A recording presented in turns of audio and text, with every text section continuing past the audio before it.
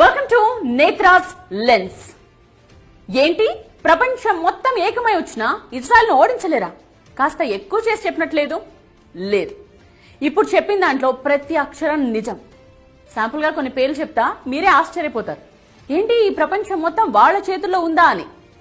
Jesus of Nazareth ఒక యూదుడు, Albert Einstein ఒక యూదుడు, కార్ల్ మార్క్స్ ఒక యూదుడు, వ్యాక్సిన్ సూదిని కనిపెట్టింది ఒక యూదుడు, పోలియో వ్యాక్సిన్ కనిపెట్టింది, లుకేమియాకు మందు తయారు చేసింది, హెపటైటిస్ బి మందు కనుగొన్నది, micro processing chip, nuclear chain reactor, traffic lights, optical fibre cable, stainless steel, sound movies, telephone microphone, video tape recorder, polo company, Levi's jeans, Starbucks, Google, Dell computers, Oracle, Baskins and Robbins, Dunkin donuts, CNN, ABC, Washington post.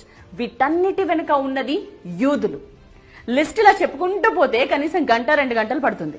మీరు ఏ రంగమైనా తీసుకోండి, యూదులు లేకపోతే అడగండి.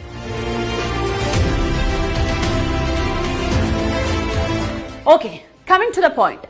స్వర్గం కంటే గొప్పది ఏంటి అని యూదులను అడిగితే వచ్చే సమాధానం ఇజ్రాయెల్. అక్కడి అణువణువు వారికి పవిత్రమే. అందుకే ఇజ్రాయెల్ పై దాడికి ఎవరైనా వస్తున్నారు అంటే ప్రపంచాన్ని ఓడించడానికి సైతం సిద్ధమవుతారు. మరో ఇంట్రెస్టింగ్ పాయింట్ చెప్పుకోవాలి ఇక్కడ. ప్రపంచంలో యూదులందరినీ కలిపితే రమారమి 1,60,00,000 మంది ఉంటారు అంతే. బట్ జాగ్రత్తగా వినండి, గత 105 ఏళ్లలో ఉన్న ఈ 1,00,00,000 మందే 15 డజన్ల నోబెల్ ప్రైజెస్ గెలుచుకున్నారు. అంటే 180 నోబెల్ బహుమతులు. సో తమ బ్రెయిన్ లో 1% ఇజ్రాయెల్ కోసం పెట్టినా, తమ సంపాదనలో 60% ఇజ్రాయెల్ కోసం ఖర్చు చేసిన, తమ ఆవిష్కరణల్లో 1-2 ఇజ్రాయెల్ కు వినియోగించిన ఈ ప్రపంచం మొత్తం వారి ముందు దాసోహం అనక తప్పదు.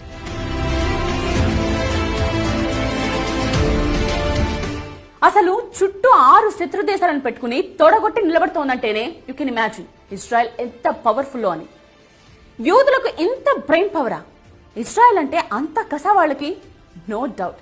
శతాబ్దాలుగా వాళ్ళు పడ్డ కష్టం అలాంటిది. 100 ఏళ్లుగా ఎంతమంది ఎన్నిసార్లు దండయాత్రలు చేసి ఊచకోత కోశారు. బాబిలోనియన్లు యూదులను బానిసలుగా మార్చుకున్నారు. రోమన్లు కొన్ని వేల మంది యూదులను చంపేశారు. యూదుల భూభాగాన్ని చిన్నాభిన్నం చేసి చెల్లా చెదురయ్యేలా చేశారు. తలదోచుకోవడానికి వేరే దేశాలకు వెడితే అక్కడా పట్టుకుని చంపేశారు. స్పెయిన్ లో యూదులను తరిమి కొట్టారు.